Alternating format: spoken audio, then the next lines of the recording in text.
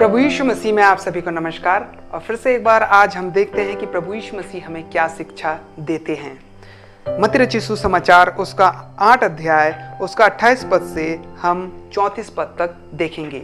यहाँ पर लिखा हुआ है, जब वह उस पार गर्देनियों के देश में पहुंचा तो 2 मनुष्य जिनमें दुष्ट आत्माएं थी कब्रों में निकलते हुए उसे मिले। कब्र से निकलते हुए उसे मिले। वे इतने प्रचंड थे कि कोई उस मार्ग से जा नहीं सकता था। इतने खतरनाक थे उन लोग कि उनके अंदर जो दुष्ट आत्माएं थी। उन्होंने चिल्लाकर कहा, हे परमेश्वर के पुत्र, हमारा तुझसे क्या काम? क्या तू समय से पहले हमें दुख देने यहाँ आया है? ये किस समय की बात कर रहे हैं? ये किस समय की बात कर रहे हैं उन लोग कि समय से पहले तू हमें दुख देने आया है? बताऊंगा मैं आपको। उसने कुछ दूर बहुत से सूअरों के झुंड को चरता हुआ देखा, है ना। दुष्ट आत्माओं ने उससे यह कहकर विनती की, यदि तू हमें निकालता है तो सूअरों के झुंड में भेज दे। हमें वक्त से पहले नरक में मत भेज। समय से पहले हमें नरक में मत भेज। उस सूअरों का झुंड जो दिख रहा है, उस सूअरों को झुंड में हमें भेज दे। उसने उससे कहा, जाओ। वे निकलकर सूअरों में बैठ गई और देखो सारा झुंड कड़कड़ा पर से, कहां से? पहाड़ के ऊपर से झील पर जा गिरा और सब डूब करके मर गए। उनके चरवाहे जो थे वो भागे और जा करके नगर में ये सब बातें बताई। जिनमें दुष्ट आत्मा थी उनका सारा हाल कह सुनाया। तब सारे नगर के लोग यीशु से भेंट करने को निकल आए और उसे देखकर विनती की कि हमारी सीमा से बाहर चले जा। ये जो वाक्य हुआ, दुष्ट आत्मा तो निकाले, वो तो एक कॉमन बात है कि प्रभु यीशु मसीह दुष्ट आत्मा निकाले। और उस दुष्ट आत्मा ऐसे भी सेना थी, बहुत सारे लोग थे। सेना में करीबन रहते हैं 10-20 हजार सेना रहते हैं ना, या 100, 200, 300 जो भी है, मतलब एक से अधिक।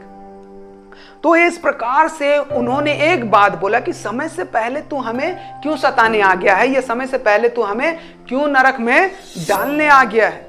यानी कि वो जानते हैं कि उनका समय एक दिन है और वो मरेंगे, वो नरक जाएंगे। उनका जीवन उस नरक की आग में खत्म हो जाएगा, वो जानते हैं। लेकिन वो तौबी से जीते हैं, लोगों को परेशान करते हैं, लोगों के बीच में घुसते हैं, लोगों को बहुत सारी बुरी अभिलाषाओं का लत लगा देते हैं। शैतान जानते हैं कि उनका अंत निकट है, आज नहीं तो कल बिल्कुल वो मारे जाएंगे। प्रभु यीशु मसीह भी जानता है इस बात को, लेकिन प्रभु यीशु मसीह ने क्या कहा? वो क्यों नहीं भेजा उनको नरक? वो क्यों नहीं भेजा? ये याद रखिए।